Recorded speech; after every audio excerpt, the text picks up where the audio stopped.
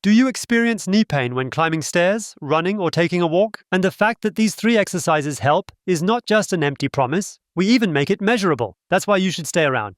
It's best to do the exercises along with us so you can feel how your pain will likely start to go away. Just let me quickly explain one possible origin of knee pain. For us, it's very clear. We sit too much, and when sitting, the knee is always at a 90-degree angle, and the large calf muscle, which has a lot to do with knee pain, is always shortened.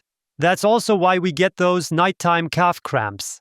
When we stand or walk, this muscle is always in maximum shortening, and that leads to increasingly more knee pain. The menisci start to become overloaded, then it tears or loosens, and you end up with knee arthritis. We want to avoid all of that, and that's why we have Gabby here today. She's taking the test. Please go ahead. Get into the 4-point position, Gabby, and do the test right away so you can compare with afterwards. If you can't get on your knees like this because they hurt, then put a pillow underneath or do it on the bed. And you continue to gradually move further back. The aim is to eventually sit all the way down on your heels comfortably. But it might be that this is as far as you can go. What do you do then? Then you measure the distance between your heel and your buttocks. Maybe someone can help you with a tape measure, or you can just use your hands to size the distance. And you place a pillow there so you can feel it, something you can use as a reference point. And then you go as far back as you possibly can. And if you're able to sit back, like Gabi does, exactly, then you measure how far you can lean back with your pelvis naturally following along, so to speak. So pull your navel back and avoid hinging or bending above the pelvis. Keep the movement controlled, precise, and intentional. The pelvis should move along. And how far can you go, Gabi? About that much, yes. Then the moment you're able to sit down would be the point of measurement, so you can see the angle from the side. Maybe someone could take a picture to compare afterwards. So, we'll begin with the first exercise. Gabi, come up. We'll begin with the calves, just as we discussed earlier, since they're often the main reason behind knee pain. Also for the Baker's cyst and other issues. Please step towards the wall. We'll start with the left leg. You position yourself against the wall and now one step back with your left foot. Far enough that you begin to notice a subtle pulling sensation in your calf muscle. Important, the foot is pointing straight ahead, not outward. May I move the heel out just a little bit more? Very good. The foot should always be pointing straight towards the wall. Often it turns outward because it's trying to escape or avoid the stretch entirely, you see. And the knee is fully extended. And the right leg is bent, and with the right leg, you steadily keep advancing further, bending more and more. And that's what generates the stretching tension in this area. Right there. And then you focus on breathing into it for now. Make sure the heels remain firmly planted on the ground. So the left heel in this particular instance. And if you're unsure whether the left leg is fully extended, then stretch it out completely again and go a bit further in with the knee. Just enough so that it's still comfortably bearable. That's exactly right, if it's just still comfortably bearable.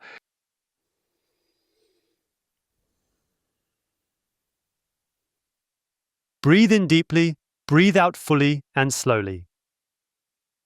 And as you exhale, still gently ease yourself a bit further into the stretch. And now, bring strength into the stretched muscle. Now press the ball of your foot as firmly as possible into the ground, without lifting the heel and without bending the knee. Press really hard as if you're trying to stand up on your tiptoes. Then release and stretch a bit further inward. Be careful, don't bend. Once more, press firmly against the floor. Push with all your might and strength. And release and slowly ease yourself a bit deeper into the stretch. And once more, press really firmly. The forefoot pushes hard against the ground. And release, then gently go a bit deeper into the stretch. Okay. And now come out. Move your left leg forward and slowly lift your foot up towards the ceiling. Lift the foot up, pull it straight up, just a little bit more, keep it up.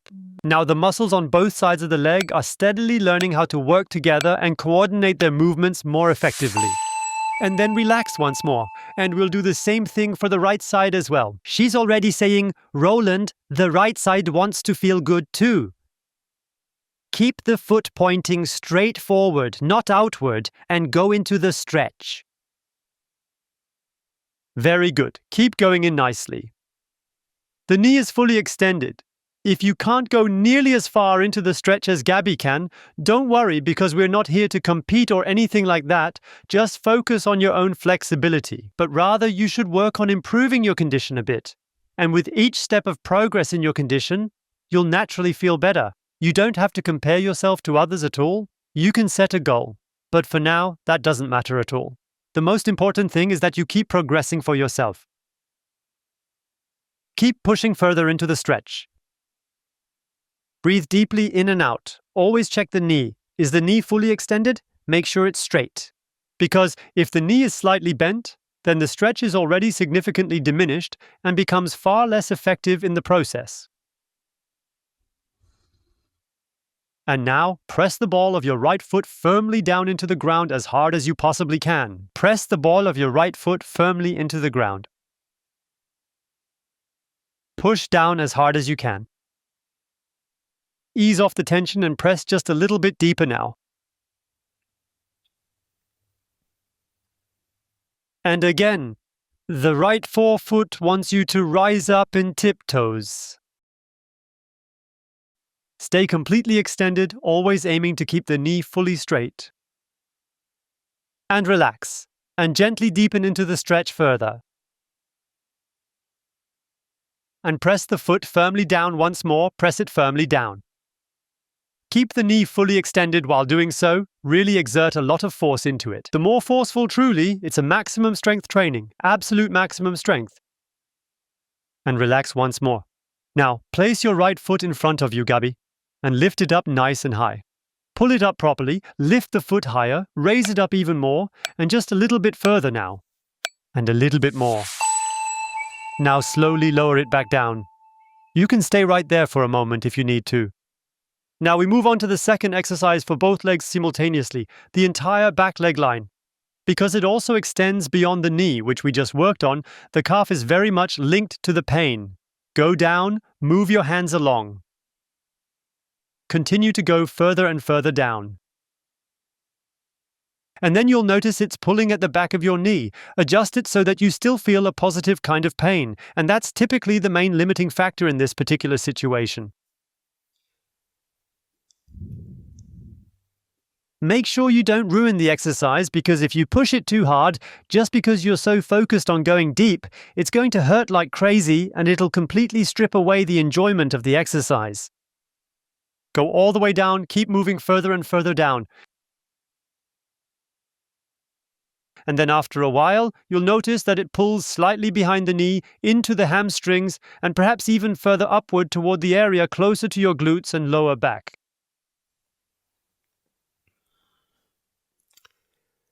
And the knees here must also stay fully extended and straight. Take a deep breath in, and as you exhale, focus on easing yourself a little further into the stretch, deepening it gently and steadily. Reach behind your calves, grip them securely, and gradually straighten your posture, engaging your core as you rise steadily and with control.